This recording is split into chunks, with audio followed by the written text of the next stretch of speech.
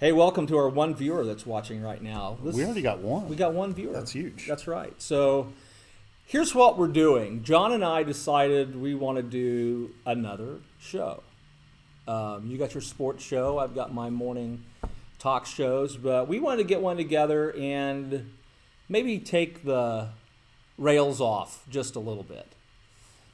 We try on K-ROG to be very middle of the road, and so we moderate our opinions, I'd say significantly, about things going on in the world, and we thought we might just have a little fun and undo that a little bit. Undo it a little bit. And so I think I'm going to adjust that a little because that'll make Tom happier. So now we're one third. We're a little better there, a little better framing on our camera. So I think we're going to call this the Unoffendable Show. Yes. And the idea of that being is in today's modern American culture, offense is the highest thing to be attained. If you can claim that you're offended by something or someone, then you have rights. That's you have the right to make demands on people or society that they should then cater to you because you're offended, and that offends me. Well, and it's a breakdown. When we get offended by politics or anything really, Right. it breaks down communication. Absolutely. Because as soon as you tell me what your thoughts are, I'm like, oh, I'm offended. Well, and then you then have the right to discount what I'm saying. Sure. You don't have to listen to me. You don't have to engage my arguments on any rational or logical level. You can just say, oh, I'm offended, and then therefore I don't have to hear what you have to say. That's right. And I'm committed to not being that way. I won't get offended. I mean, that's tough. It's a tough thing to do. But I think that's where we need to go as a society, is get rid of this politics of offense and just say, I think our country's built on being offended. Yeah, and I think, too, if you could break that down, like, we're attempting to do, we've got several viewers, I'm sure hundreds. Four right now.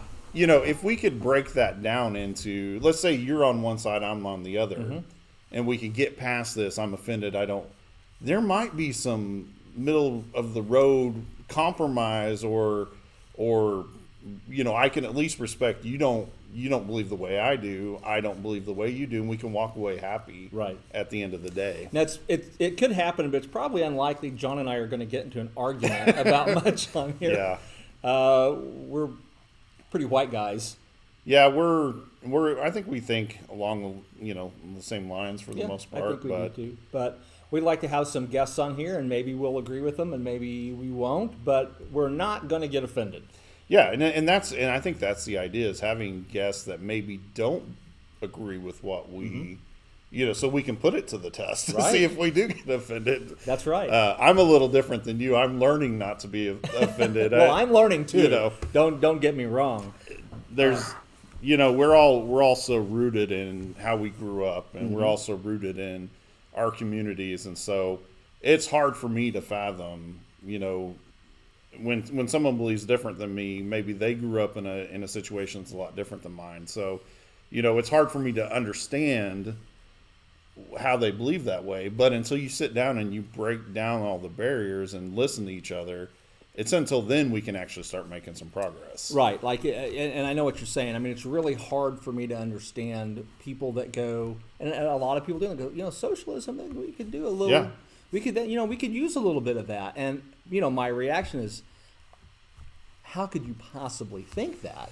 But that doesn't do any good for me to react that way. I need to, how could you possibly think that? And I need to know and understand where you're coming from, and someone that thinks that way is coming from that, because then maybe we can come to some common ground. Yeah, I know. I completely agree. It's funny because I had a conversation with a friend of mine from the military, and they live on the West Coast, and we'll chat from time to time on. We are polar opposites in how we see something, and I will listen to about anything, but he brought up socialism, and I'm like, well, I'm gone. Yeah. And so maybe I am offended by certain stuff, but I'm like you. I can't fathom when someone brings up socialism, how we see it that way. Right. Well, socialism promises free housing, free clothes, free food, free everything. Do you know who gets free housing, free clothes, free medical care and everything? Slaves do. Yeah. Slaves do. Yeah. Or prisoners. And so that, to me, is the promise of socialism, is slavery or prisonhood, because we're going to take care of everything, but you have no freedom.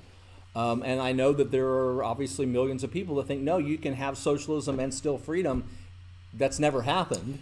Yeah. It's never happened. It's not going to happen here. I just don't get it. But any control, and we weren't designed to be federally regulated. Never. And so any time control is lost and given, to the federal powers, right, you have to give up a certain amount of freedom. Right. Well, and maybe before we get too far down this rabbit hole, I know a lot of our viewers on K-ROG know who we are, but you're a military veteran, mm-hmm. Army Ranger, psychologist. Yeah.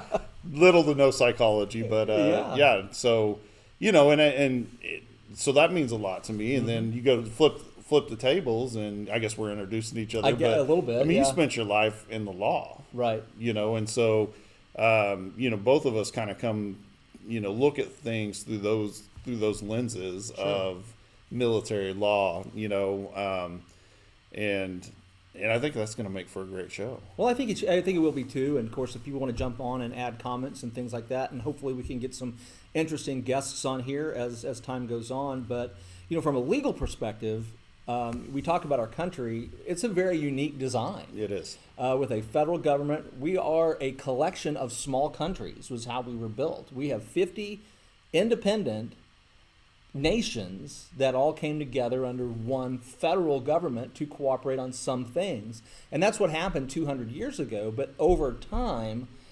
we gave our rights to the state or the local government because it was founded on, we retain all rights. That's the 10th Amendment to the United States Constitution.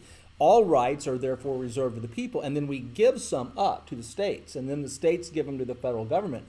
And now, 200 years later, everybody thinks the federal government is the highest authority, which is actually completely upside down. That is correct. From the way our country was designed. And so I think just that difference in perspective is where we get a lot of difference of opinions. Yeah, and it's I try to live black and white. Mm-hmm.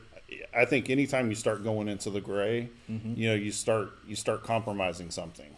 Absolutely. And if you look at and I love my country, I love our government, all this stuff. Mm-hmm. But you start looking at how the powers from the states have been stripped or manipulated. Mm-hmm. It has been in the last 20 years, 30 years that's been a big time issue. Yeah, it has. And someday we'll talk about the 16th Amendment, which is where I trace back a lot of our problems. Was the ratification of the 16th Amendment. And this doesn't have to, I don't expect this to be a completely political show. We can talk about religion.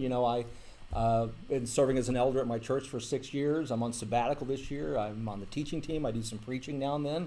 So I'd love to delve into that. I think it all goes in together and talk about, where our faith interacts with culture and society. I think that's a big piece of this too. I think it's huge. And all of that. So this is kind of our introductory show. We're going to try to do these on Tuesdays. Might switch them up to Thursdays, okay. Actually. We'll talk about that off the air. But anyway, if you're interested in this, we'd love to hear from you. If you want some topics you want to send them in, just send them to I'm Worsham at KROGTV.com. You can send them right in. We'd be happy to talk about them.